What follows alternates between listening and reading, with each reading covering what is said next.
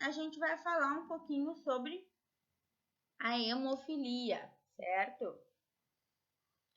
Então, a hemofilia, ela vai consistir, né, em uma alteração também que afeta o nosso processo de coagulação sanguínea, tá?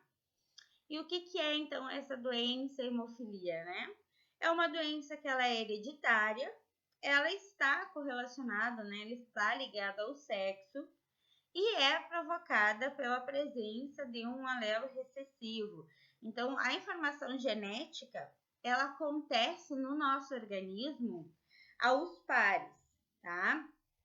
Então, essa informação genética que acontece aos pares, ela vai ter dois genes, um parzinho de genes, um que veio da mãe e um que veio do pai, para formar a nossa informação genética. O que vai acontecer?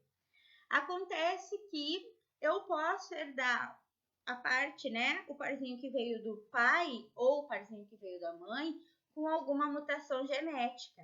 Dependendo da característica desse gene e dessa mutação genética, eu posso acabar tendo aquela característica, né, alterada ou não.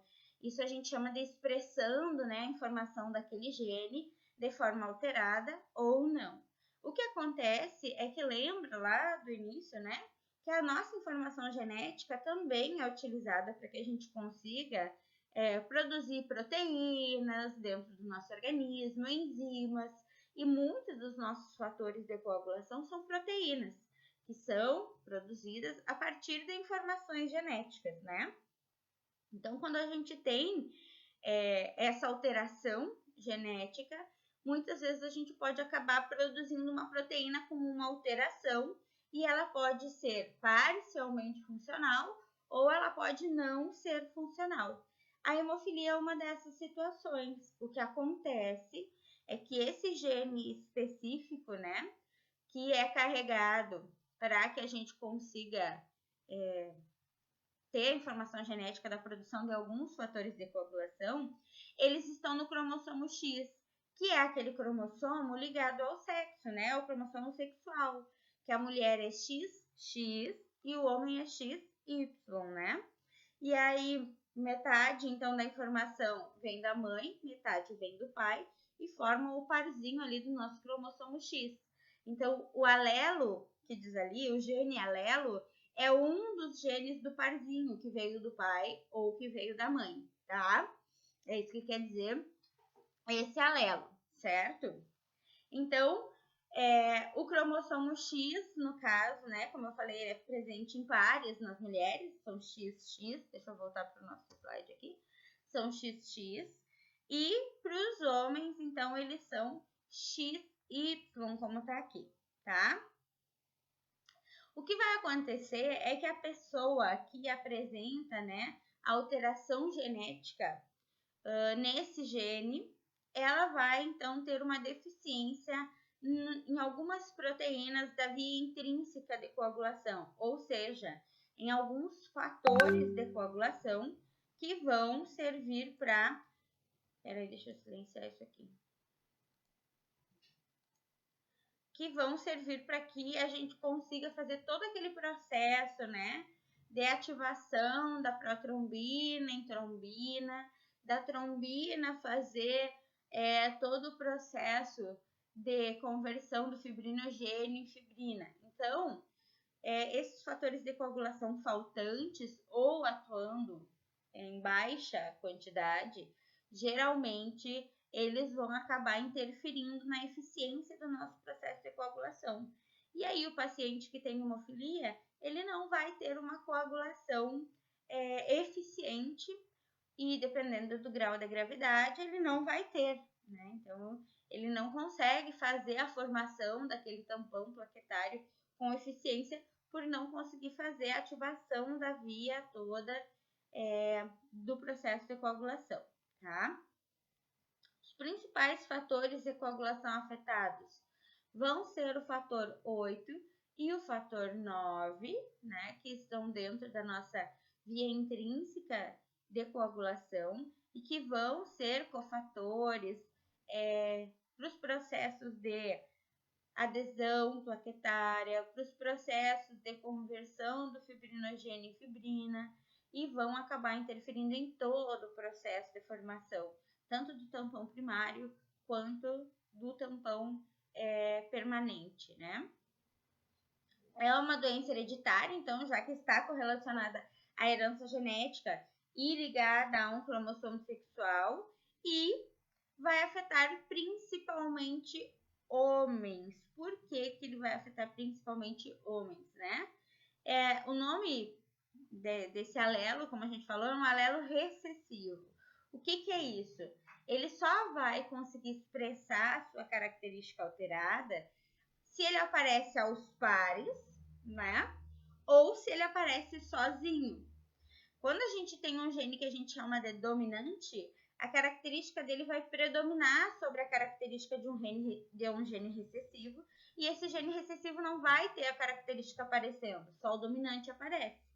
Então, o recessivo, para ele conseguir expressar a sua característica, ou ele aparece sozinho, ou ele aparece em pares. E aí, ele consegue expressar características alteradas, se ele estiver alterado, né? No caso de um gene recessivo de um modo normal, tá?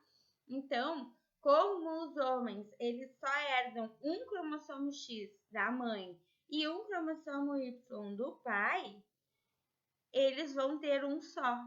E aí, se for o recessivo alterado, eles acabam expressando a característica da hemofilia. Por isso, é muito mais comum que os homens tenham hemofilia do que as mulheres. As mulheres, elas podem carregar o gene recessivo, mas como elas têm o gene dominante também, elas acabam não apresentando nenhuma alteração, tá? Então, como é que acontece essa herança, né? Para que ela se manifeste, no caso do sexo feminino, tanto o cromossomo X herdado da mãe quanto o cromossomo X herdado do pai precisam ter alteração gênica, né? Então, precisam ser o gene recessivo.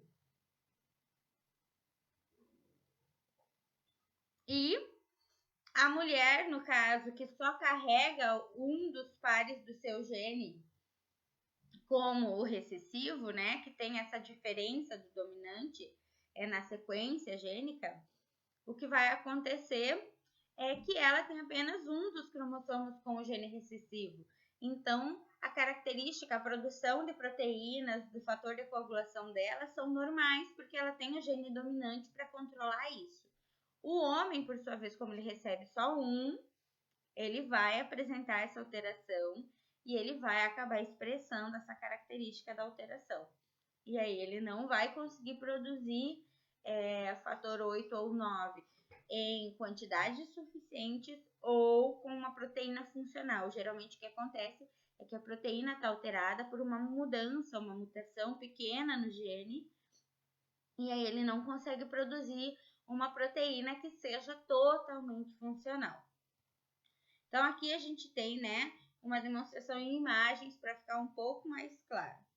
Então, uma pessoa que está com o vermelhinho ou com a metade vermelhinha, quer dizer que ela tem ali no seu material genético o gene recessivo, que é aquele que determina a presença da hemofilia, tá? Então, quando ela está inteirinha, quando a pessoa está inteirinha, quer dizer que ela é hemofílica. Quando ela está só metade vermelhinha, quer dizer que ela é só portadora de um dos pares do gene com a alteração, mas ela não apresenta a doença, né? Então, olha só, nesse exemplo aqui, onde o pai não tem, né, o gene recessivo para hemofilia, mas a mãe é portadora, é muito grande a chance, né, do filho ser hemofílico, né, o filho homem. As filhas mulheres, no máximo, vão ser portadoras, tá? Por quê? Porque o pai não tem também a informação do gene hemofílico para passar para essas crianças e não tem, então, como determinar mulheres hemofílicas, somente mulheres portadoras. Quando os gametas se formam, né, lá no nosso corpo, eles ficam com metade da carga da informação genética. Então, esse gameta da mulher portadora, aqui da mãe portadora, ele pode ter a informação dominante para os genes específicos, né, desses fatores de coagulação, ou a informação recessiva. Lembrando que a informação recessiva é o que determina a hemofilia para o homem, principalmente, né? Então, ela pode doar tanto a informação para ser dominante e produzir a proteína normal, quanto a informação para ser recessiva e produzir a proteína alterada. Então, é 50% a chance para que as filhas deste casal sejam portadoras, né? No caso da herança da mãe, estou falando da herança da mãe, né? E 50% é a chance de que os filhos deste casal sejam hemofílicos, porque eles vão herdar, se eles herdam o gene alterado da mãe, eles vão ser hemofílicos. Lembra que o homem tem só um X, então o X que ele herdar da mãe, se for alterado, já é o hemofílico, tá? Então, depende de como vai acontecer a distribuição da informação genética nos gametas desta mãe aqui, tá? Quando o pai é hemofílico e a mãe não é nem portadora, o que acontece é que as filhas meninas vão ser portadoras, porque o pai só tem um X para doar mesmo. Então, se a filha é mulher, quer dizer que ele doou o X dele, e se ele é hemofílico, o X dele tem a mutação, né? Então, ele vai ter filhas portadoras e os filhos não serão hemofílicos, né? Porque ele só pode doar para os filhos o Y e a mãe o X. E se a mãe não tem alteração no X, então não tem como esses filhos serem hemofílicos, tá? Neste terceiro caso aqui, com um pai hemofílico e uma mãe portadora, né? A gente começa a ter a chance de uma mulher hemofílica, que é o mais difícil de acontecer, tá? É bastante incomum, bastante raro, mas não é impossível. Então, a gente pode sim ter uma mulher hemofílica, como é o caso desse exemplo aqui, nas situações em que o pai é hemofílico, então ele só pode doar a informação genética do gene recessivo, e a mãe é portadora, então pode acontecer dela acabar também doando a informação genética do gene recessivo. E aí na mulher ele vai acontecer aos pares nessa situação, por isso a mulher vai ser hemofílica, tá? Mas ainda existe também a chance da mulher ser portadora e a chance também do filho não ser hemofílico, porque a mãe pode doar aqui o X que não tem alteração, que é a metade da carga de informação genética dela, tá? Então, nesse caso aqui, né, a proporção de chances é muito maior do filho homem ser hemofílico e ainda de ter uma filha mulher hemofílica, mas ainda existe a chance, né, em proporções genéticas, de que a filha seja só portadora e o filho não seja hemofílico, por mais difícil que seja, tá? Então, é isso aqui que vai acontecer quando a mãe carrega, né, o gene para a hemofilia, mas não apresenta, ela pode acabar transmitindo para os filhos. Quando o pai é hemofílico, obrigatoriamente as filhas serão portadoras do gene, mas não serão hemofílicas se a mãe não for, né? No caso, e se a mãe não for portadora, né? Se a mãe não for portadora. E quando o pai é hemofílico e a mãe é portadora, aí sim, a gente tem a chance tanto das filhas mulheres quanto dos filhos homens serem hemofílicos, tá? Para isso existe também todos os processos de aconselhamento genético, né? Para se entender se a melhor opção nessas situações é ter um filho de forma natural, se talvez não seria uma melhor opção adotar, né? Dependendo da avaliação de todas as proporções e chances de ter a criança hemofílica, a partir disso se pode ter um processo de aconselhamento genético para tomar a melhor decisão, né? Porque se o pai é hemofílico e a mãe sabe que é portadora, é preciso avaliar com bastante calma o quão viável é gerar uma criança que vai ter que enfrentar essa doença ao longo da sua vida, né? Então, é importante fazer o aconselhamento genético para decidir se sim, se engravida, se não engravida, se é melhor então partir para um processo de adoção do que engravidar e correr esse risco, tá? Então, é para isso que o aconselhamento genético serve, é antes de engravidar, né? Para planejar todo o processo e ver se realmente é viável essa gestação e se a criança não vai sofrer com as possíveis doenças que ela pode ter, se a proporção de ter essas doenças não é muito, muito, muito grande, né? Para essas avaliações, então se faz o aconselhamento genético para entender isso aqui que a gente conversou agora, né? E aí botar numa balança e ouvir o aconselhador genético sobre a opinião dele para poder tomar a sua decisão,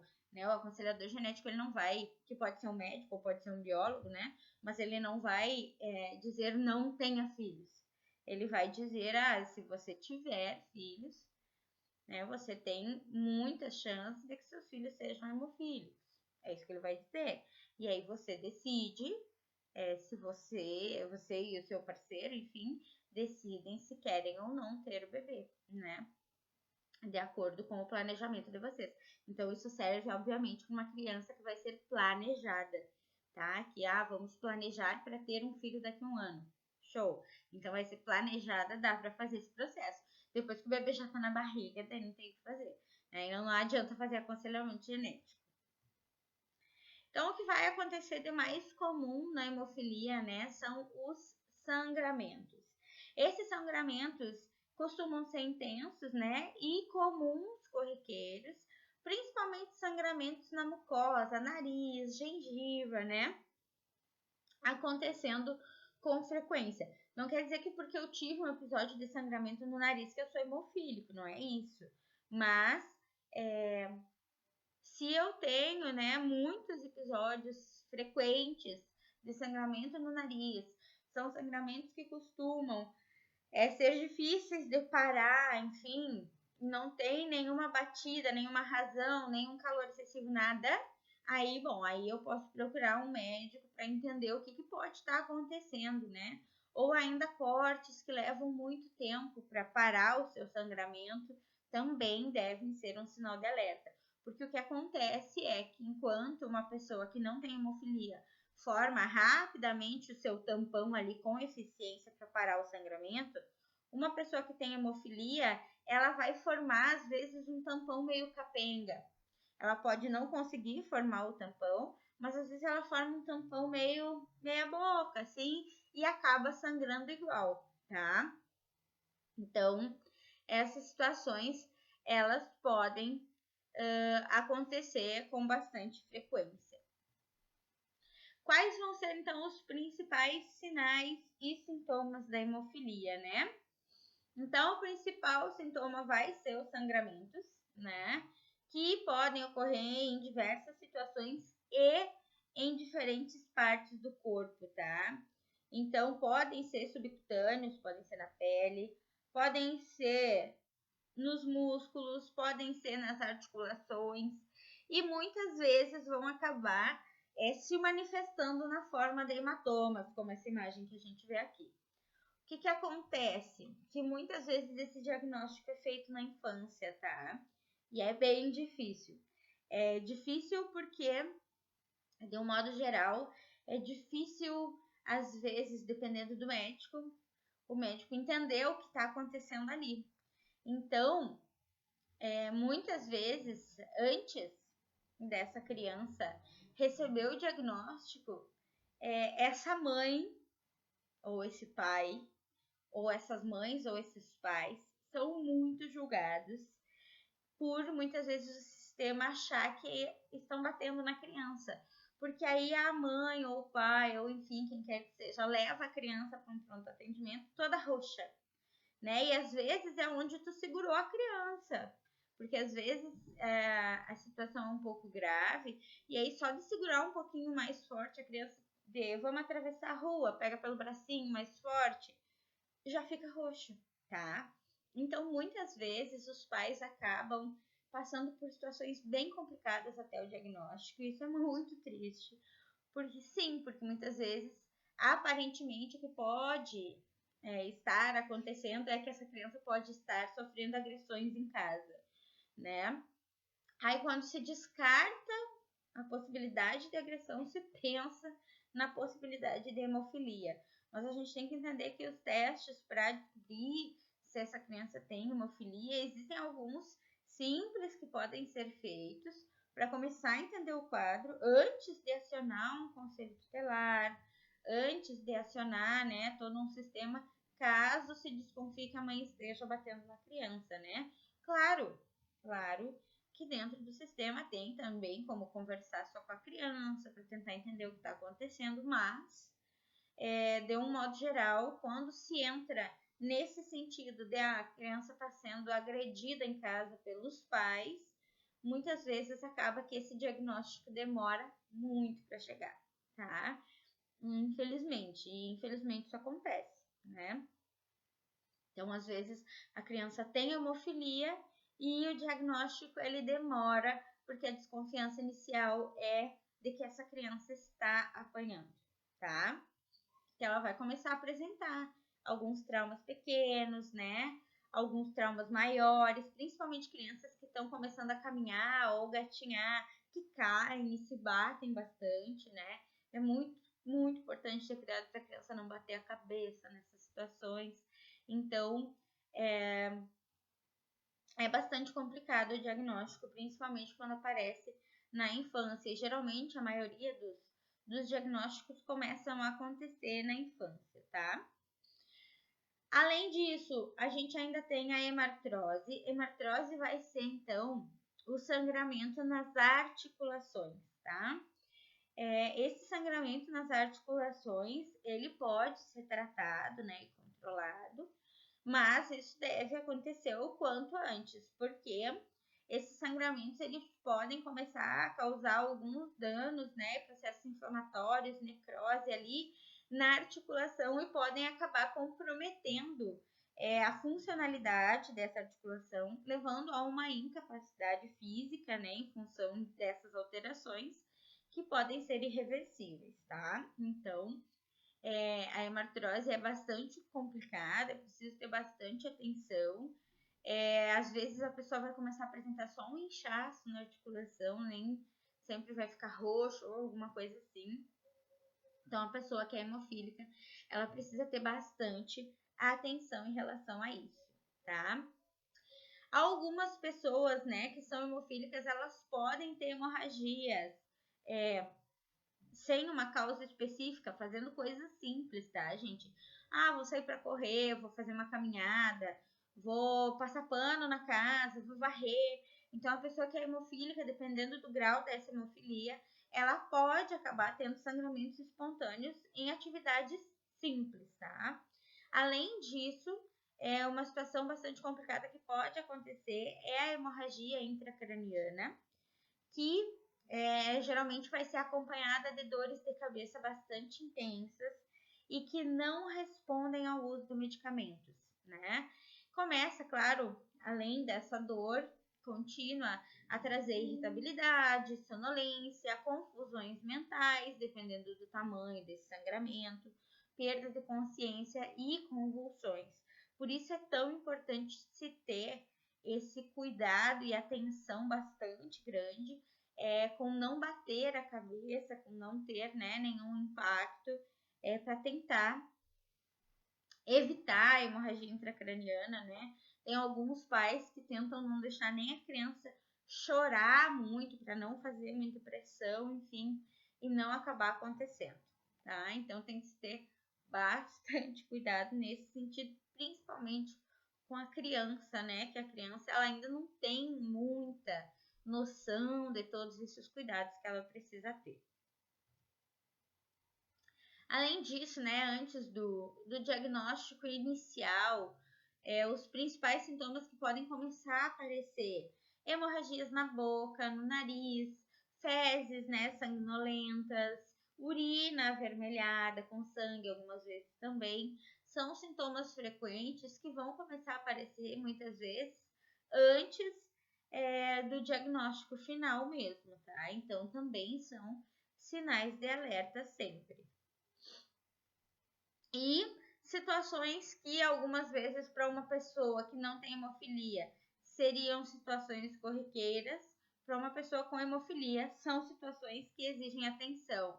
Então, escoriações e cortes, né? Hematomas, hemorragia nasal, hemorragia na boca, hemorragia nas articulações, ferimentos na cabeça, são todas situações que exigem mais atenção se a gente está falando de um paciente que tem a hemofilia. Por quê? Porque ele não consegue fazer o tampão plaquetário da forma adequada, tá? Então, a hemofilia ela vai ser classificada de acordo com a atividade do seu fator de coagulação. Então, se a atividade dos fatores de coagulação estiver entre 5 a 40%, a gente vai caracterizar uma hemofilia leve. Então, nesse quadro, geralmente, o paciente tem sangramentos menores, né?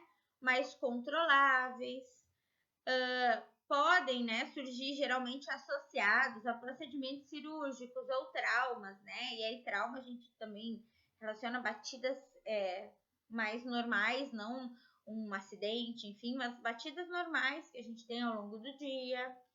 E é bastante incomum, então, a ocorrência de sangramentos espontâneos, que são esses que vão acontecer sem nenhum motivo específico, sei lá, tô varrendo a casa, começou uma hemorragia, né? Então, no caso da hemofilia leve, isso não vai acontecer, tá? Em uma hemofilia moderada, a gente tem, né, uma baixa atividade dos fatores de coagulação e essa atividade fica entre 2 a 5%, então bem mais baixa do que a leve, né? Nesse caso, os sangramentos vão acontecer com maior frequência com traumas simples, como batidinha simples, né? Ou às vezes a pressão de uma bolsa já pode causar já pode causar um sangramento. E aqui a gente já começa a ter os sangramentos espontâneos aparecendo. São pouco frequentes, mas podem acontecer. Na hemofilia grave, a atividade, né, do fator de coagulação, tanto 8 quanto 9, são muito baixas, menor que 1%. Então, aqui a gente tem um alto risco de sangramento, né?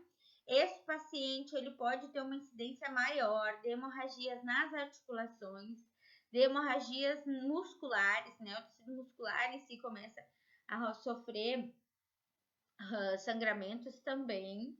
E os sangramentos, eles podem ser espontâneos, né? Então, aqui é mais comum ter o sangramento após algum trauma simples ou ainda sangramentos espontâneos. Então, em uma hemofilia grave, o nosso paciente ele precisa de muito mais cuidado do que na moderada ou na leve, né? Porque aqui eu tenho uma chance muito grande de começar a ter sangramentos espontâneos e é difícil conseguir também controlar, tá? Além disso, as hemofilias são classificadas em hemofilia A e B. Essa classificação ela vai se dar pela diferença no fator de coagulação, né, que está alterado. Então, quando o fator de coagulação que tem baixa atividade ou que não está com atividade é o fator 8, a gente vai ter a hemofilia A, que vai compreender a maioria dos casos, né, de hemofilia e que nos seus quadros de moderada a grave vão apresentar com mais frequência sangramentos nas articulações, que são bastante característicos deste tipo de hemofilia. Aqui tem a imagem para a gente ver, né? Então, aqui a gente tem o líquido sinovial, que vai ser o líquido que lubrifica essa articulação, e é aqui dentro, então, que vai acontecer essa hemorragia, né? Lembra que a gente tem vasos sanguíneos aqui em todo o nosso organismo, capilares sanguíneos, também para conseguir oxigenar todos os tecidos do corpo. Então, sim, eu posso ter uma hemorragia numa articulação, tá? A hemofilia B está correlacionada à alteração do gene, então, do fator 9 de coagulação, tá? Ela é um pouco menos comum, certo? E ela pode receber ainda o nome de doença de Christmas, porque o primeiro paciente, né, descrito com essa doença tem este sobrenome, por isso ganhou este nome, tá? Em avaliação laboratorial de testes de coagulações e afins, a gente não consegue diferenciar a hemofilia A da hemofilia B. A gente só vai conseguir diferenciar a hemofilia A da hemofilia B quando a gente consegue fazer uma quantificação específica de cada um desses fatores de coagulação e a avaliação da atividade de cada um deles e também através de avaliações genéticas, tá? Mas em um primeiro diagnóstico, algumas vezes, não se sai já com o diagnóstico do tipo de hemofilia. E a partir do diagnóstico de hemofilia se inicia, então, a busca para saber qual é o tipo para se fazer o tratamento adequado. Então, esse diagnóstico, né, ele vai sempre a partir de uma suspeita que vai estar baseada no histórico familiar. Lembrando que é uma herança genética ligada ao cromossomo X. Então, eu vou ter que avaliar, sim, a história familiar dessa criança para entender se pode ser uma hemofilia que está acontecendo. Então, além de analisar o quadro clínico e o quadro do histórico familiar, o médico vai, então, realizar também exames específicos, né? Que tenham como objetivo identificar quais são os fatores de coagulação que não estão funcionando da forma correta, né? Testar e avaliar o tempo de coagulação. Então, geralmente, o hemofílico vai apresentar um TTPA prolongado e um TP normal, é o que geralmente acontece. E a doença, então, vai ser confirmada através da dosagem e da atividade, da dosagem da quantificação, né? E também da dosagem da atividade do fator 8 e do fator 9, para verificar se eu tenho, então, uma redução na concentração plasmática desses fatores e se eu tenho uma redução na atividade deles também. Como é que vai ser o tratamento dessa doença, né? Então, a hemofilia, ela não tem um tratamento com o objetivo de curar. A gente tem que entender que uma doença que é genética, eu não tenho como curar. É a informação genética da pessoa, eu não posso mudar isso, né? A informação genética não pode ser modificada. Mas a gente vai ter milhares de opções, né, para diferentes doenças genéticas, de tratamentos para atenuar o problema que aquela alteração genética traz, para controlar o problema que aquela alteração genética traz, ou para devolver a funcionalidade de alguma molécula relacionada a uma alteração genética e melhorar, assim, a qualidade de vida do nosso paciente, tá? Então, o tratamento da hemofilia vai consistir basicamente na reposição dos fatores de coagulação que estão comprometidos no organismo. Então, a gente consegue, através da administração de hemoderivados, né, que são obtidos por uma doação de sangue, a gente consegue fazer, né, a administração desses fatores de coagulação via intravenosa para o nosso paciente, para que ele consiga ter o seu processo de coagulação acontecendo normalmente. A partir daí, então, esse paciente começa a ter uma chance maior de ter uma vida normal, tá? A fisioterapia também é importante nesse caso, porque ela vai trazer, né, vai proporcionar o fortalecimento de articulações e musculaturas e reduzir, então, a chance de ter sangramentos nas articulações ou no tecido muscular. Importante que essa fisioterapia vai ser feita por um paciente que está em tratamento. Se um paciente que não está em tratamento, hemofílico, for tentar fazer uma fisioterapia, provavelmente ele vai ter hemorragias, né? E o tratamento, ele é fornecido gratuitamente pelo SUS, tá? Então, o SUS oferece tratamento para hemofilia, sim. E aí, esse tratamento vai ser administrado em centros específicos para tratamento de hemofilia, em bancos de sangue que tenham, né, o seu local específico para isso. Então, o paciente com hemofilia, ele precisa receber hemoderivados para conseguir ter uma qualidade de vida melhor, para conseguir ter de volta a funcionalidade do seu processo de coagulação, tá? E a gente consegue, então, obter esses hemoderivados a partir da doação de sangue. E quais vão ser os principais cuidados, então, que um hemofílico precisa adotar para ter uma vida normal, para diminuir os seus riscos de acidente, né? Então, não fazer uso de nenhum medicamento sem orientação médica, principalmente, né, os medicamentos que possam interferir no processo de coagulação sanguínea. Seguir as recomendações médicas, né, com bastante atenção. Conversar com o médico para entrar num acordo sobre a realização de atividade física, de fisioterapia ou não, né?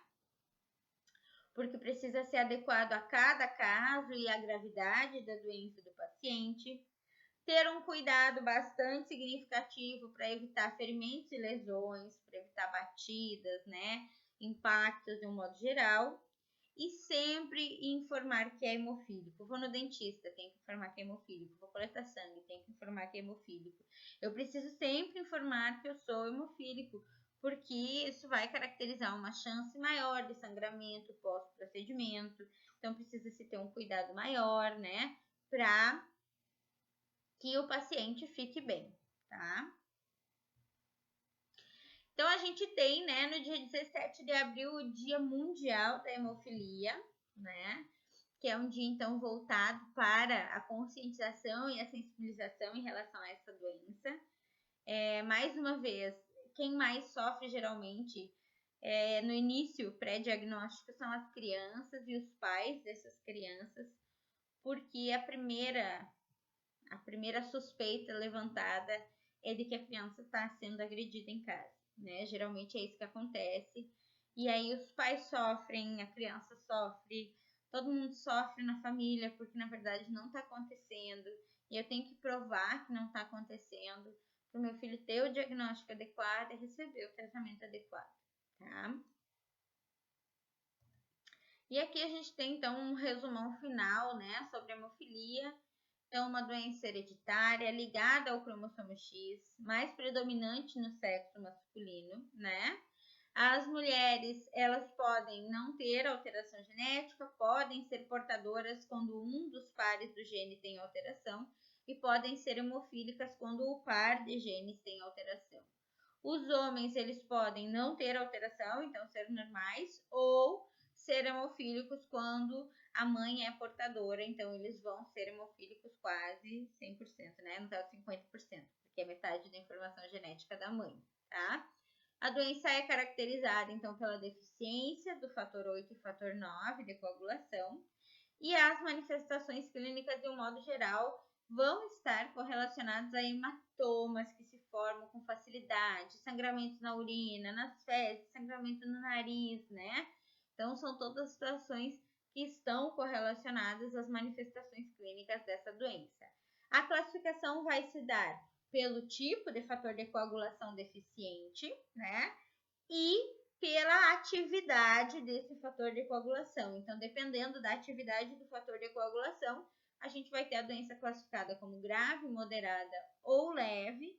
E quanto maior a gravidade, menor a atividade do fator de coagulação e maior a chance de apresentar sangramentos espontâneos em qualquer atividade, tá? O tratamento geralmente vai ser feito com equipe de multiprofissionais para que se mantenha a qualidade de vida desse paciente com acompanhamento, né, de diferentes profissionais, com a reposição dos fatores deficientes, né? Então, essa reposição vai acontecer através desses hemoderivados obtidos em bancos de sangue. E, além disso, é importante, né, se ter a prevenção dos sangramentos e o tratamento das complicações desses sangramentos que possam acontecer. Certo? Dúvidas, angústias, minha gente?